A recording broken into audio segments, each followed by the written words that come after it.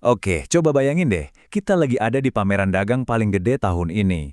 Rame banget ya kan? Penuh sama teknologi canggih, produk-produk baru. Nah, di tengah semua keramaian itu, ada percakapan menarik antara seorang ayah dan anaknya. Percakapan ini bakal ngebawa kita ke sebuah pertanyaan yang fundamental banget. Jadi, pas lagi asik-asiknya lihat-lihat, tiba-tiba si anak ini nengok ke ayahnya. Dan dia ngelontarin pertanyaan yang, wah, dalam dan gak disangka-sangka. Pertanyaan yang benar-benar nantang sebuah keyakinan dasar. Dan pertanyaannya itu kayak gini, kita kan makhluk cerdas, kita bisa nemuin kebenaran sendiri, ngapain butuh nabi? Nah, ini dia inti dari obrolan kita. Si anak ini mikir, logikanya, akal kita aja udah cukup buat ngertiin dunia ini. Buat apa ada pemandu lagi? Masuk akal kan pemikirannya? Gimana reaksi ayahnya? Dia nggak langsung jawab loh. Justru dengan cerdasnya, dia nunjuk ke sekeliling mereka. Dia pakai pameran itu sendiri sebagai analogi yang keren banget buat ngejelasin konsep yang jauh lebih besar. Terus ayahnya nanya balik, coba deh lihat stand-stand perusahaan itu. Kenapa di setiap stand ada perwakilannya? Kenapa nggak petugas kebersihan aja yang disuruh jaga di situ?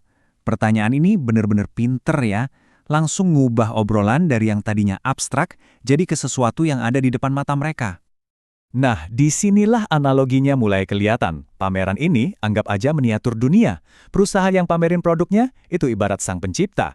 Terus produk-produknya yaitu ciptaannya. Dan ini yang paling penting, perwakilan di tiap stand itu merekalah para nabi. Brosur yang mereka bagi-bagiin itu kitab sucinya. Keren kan perbandingannya? Oke, sekarang kita coba dalemin lagi ya. Apa sih sebenarnya peran para perwakilan ini di pameran? Dan ini menariknya kita lihat dari penjelasan si anak itu sendiri. Tugas mereka itu ngapain aja sih?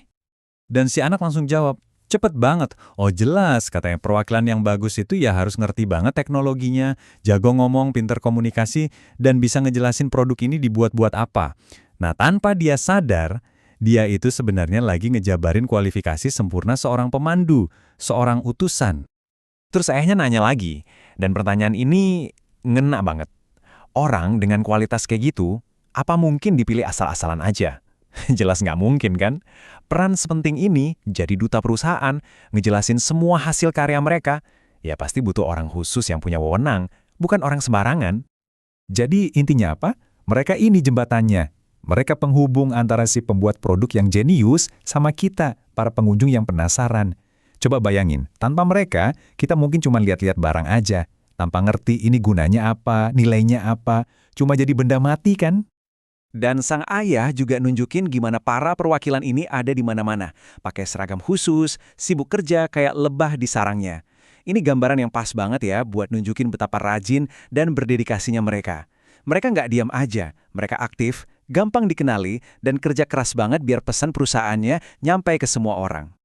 Nah, terus ayahnya nanya lagi, masuk akal nggak sih kalau kita datengin pemandu yang mau bantu ini, terus kita bilang, udah diam aja, kita nggak bodoh kok, kita bisa cari tahu sendiri.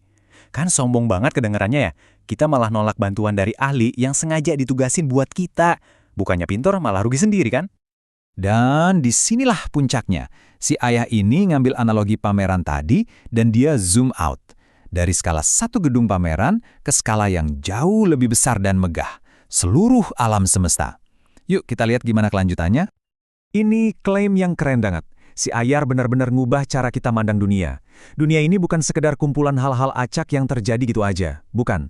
Tapi ini adalah sebuah pameran raksasa. Sebuah etalase yang sengaja dibuat buat nampilin mahakarya, ilmu, dan desain luar biasa dari sang pencipta.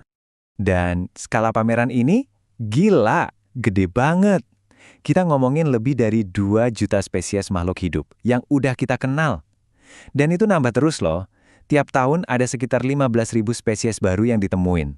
Bayangin, setiap satu spesies itu kayak produk unik. Sebuah mahakarya desain yang luar biasa di pameran raksasa ini.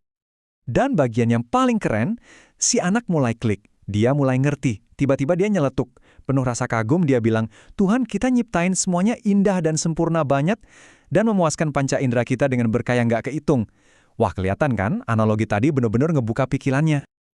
Oke, sekarang kita sampai di kesimpulan dari argumen si ayah. Jadi, apa sih tujuan utama dari para pemandu ilahi ini di dalam pameran dunia yang super besar ini? Nah, inilah tugas utama para nabi. Mereka itu pemandu yang ngejelasin nilai dari semua berkah ini. Dan yang paling penting, mereka ngenalin kita sama siapa sih pemberi yang begitu murah hati ini? Jadi mereka bukan cuma nunjukin ciptaannya, tapi juga ngajarin kita untuk bersyukur. Dan disinilah kita lihat perbedaannya. Sang ayah nunjukin ada dua jalan. Kalau tanpa pemandu, hidup kita tuh ya cuma buat ngejar kesenangan sesaat. Kita ngeliat, kita ngerasain, tapi kita nggak pernah bener-bener ngerti. Hidup kita kayak bakal lenyap gitu aja. Tapi, kalau ada pemandu, hidup yang sama itu jadi beda banget. Setiap momen jadi punya arti. Setiap ciptaan jadi nunjukin kebesaran penciptanya.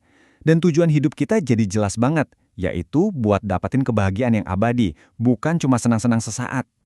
Dan kita tutup sesi ini dengan satu pertanyaan buat direnungkan. Kalau dunia ini memang sebuah pameran yang luar biasa, dengan begitu banyak mahakarya di sekeliling kita, siapa yang membacakan buku panduannya untuk Anda? Siapa pemandu Anda?